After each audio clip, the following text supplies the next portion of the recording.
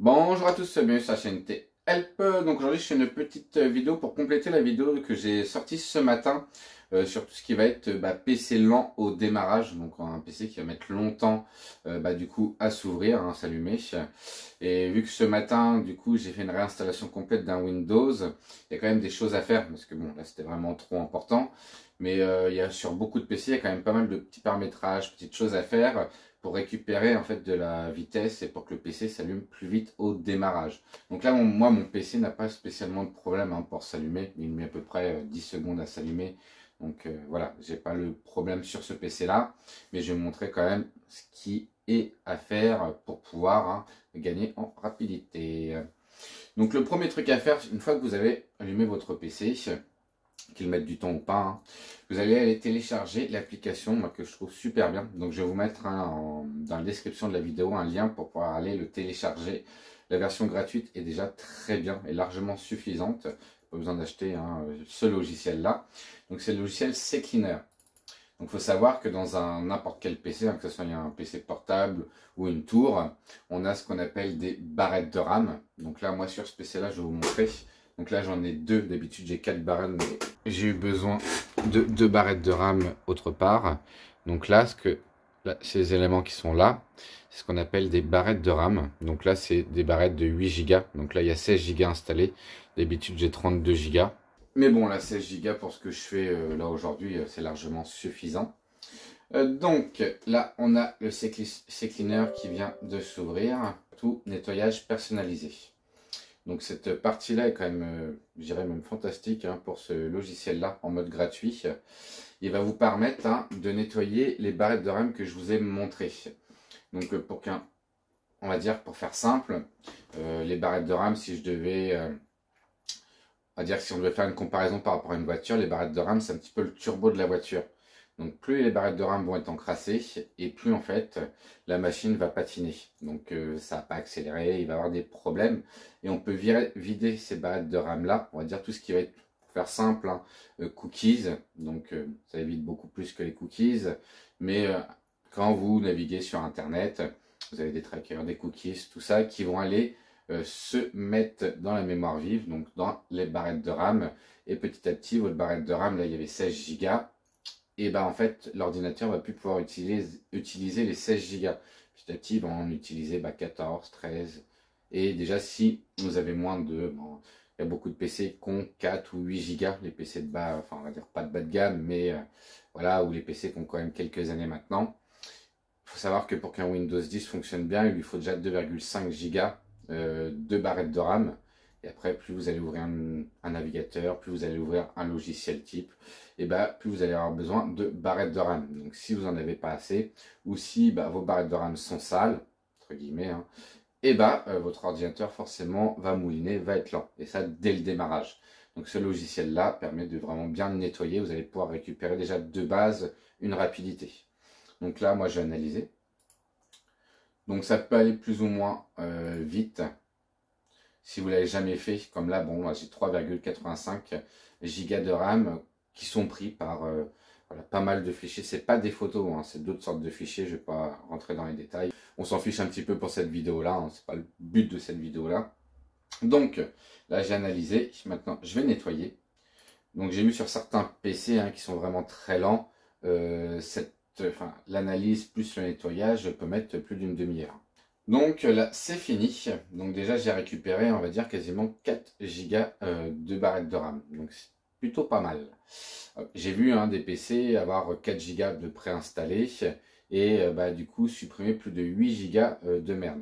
Puisqu'il faut savoir que quand, du coup, l'ordinateur estime qu'il n'y a plus assez de barrettes de RAM, il en crée virtuellement, ce qui ralentit énormément votre PC. Donc, quand on vire tout ça, c'est beaucoup plus simple quand même. Donc, ça, c'est, je dirais, le premier truc à faire vraiment quand votre PC est lent au démarrage ou lent tout court. C'est vraiment, là, généralement, des fois pour récupérer 50% de rapidité. On voit directement la différence. Après, vous allez appuyer sur la touche CTRL, Alt et supprimer en même temps. Donc, vous regardez sur votre clavier, de toute façon, c'est des touches où c'est écrit. De toute façon, supprimer ou del. Sinon, ça va être écrit del. Donc, hop. Vous allez aller dans le gestionnaire des tâches. vous allez faire plus de détails. Voilà. Donc là, au départ, on a ce qu'il y a les perfs, on va dire. Là, au départ, sur processus, on va pouvoir voir comment votre PC fonctionne. Donc là, le processeur, plus c'est bas, limite, et mieux c'est.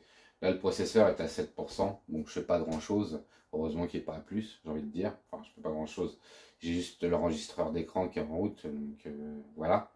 Après, la mémoire, c'est ce qui va être les barrettes de RAM. Donc là, on est à 28%. C'est quand même assez élevé quand même. Ça pourrait être un petit peu plus bas pour 16 Go de barrette de RAM. Mais bon, ça reste largement acceptable. Disque 0, c'est le disque dur. Donc 0, ça veut dire que bon, le disque dur ne mouline pas du tout. Enfin, le disque dur est bien, quoi. Donc, nous, ce qui va nous... déjà là, si par exemple, vous avez le processeur qui est tout le temps bloqué à 100 ou le disque qui est toujours bloqué à 100, c'est que des fois aussi, il peut y avoir un souci de disque dur. Les disques durs qui sont en fin de vie ou quasiment morts restent généralement bloqués à 100%.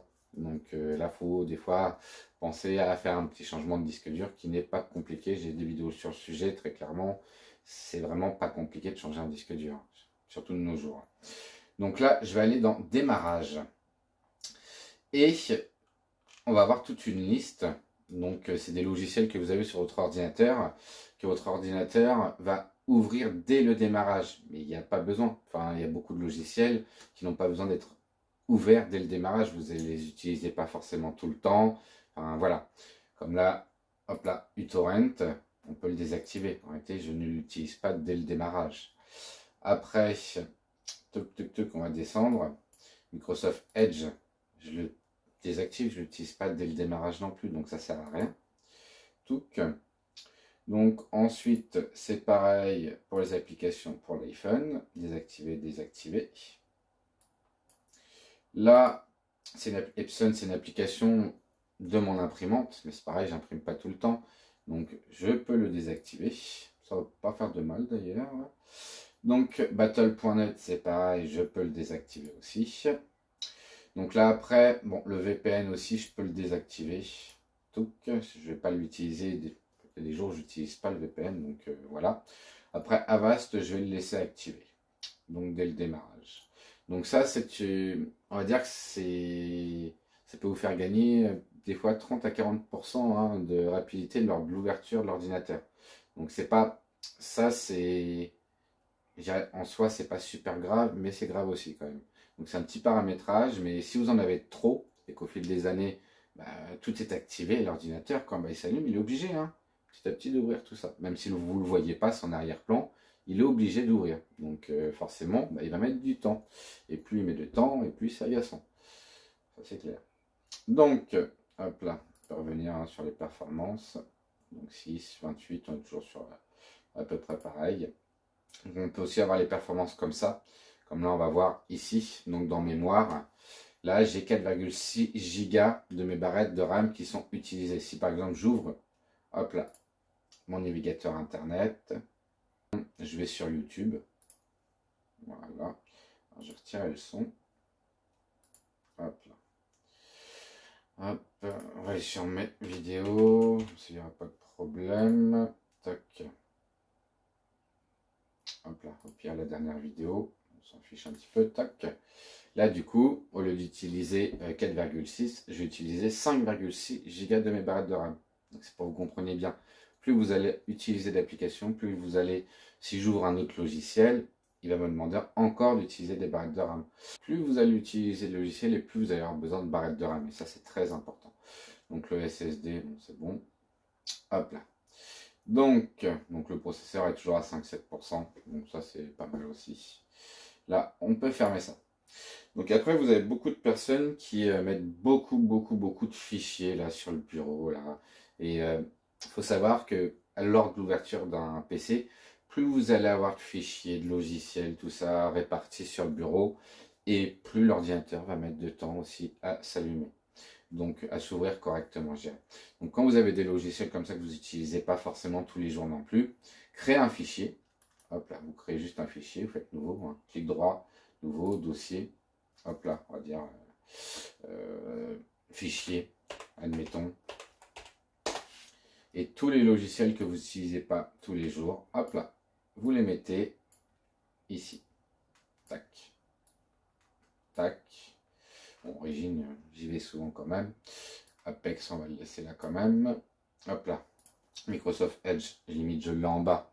Donc je vais pas avoir besoin de l'avoir ici. On supprime. Donc le VPN, je peux le mettre aussi là. Tac.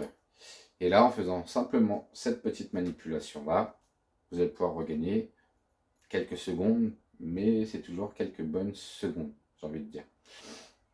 Ensuite, un truc qui peut faire que vous allez récupérer quand même de la vitesse, c'est un petit peu de désencombrer le PC.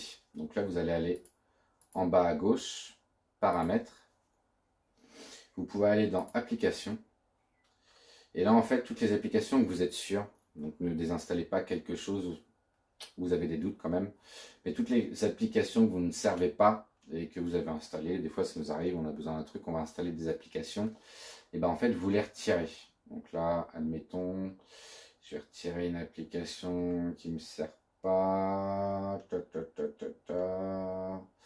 limite météo, ça ne me sert à rien, désinstaller, désinstaller.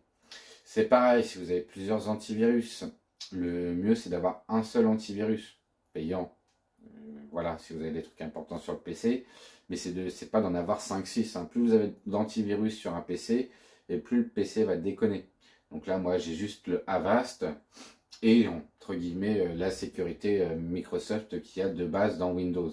Mais c'est tout, il n'en faut pas plus. Je ne vais pas rajouter un autre antivirus, mon ordinateur ne sera pas mieux protégé.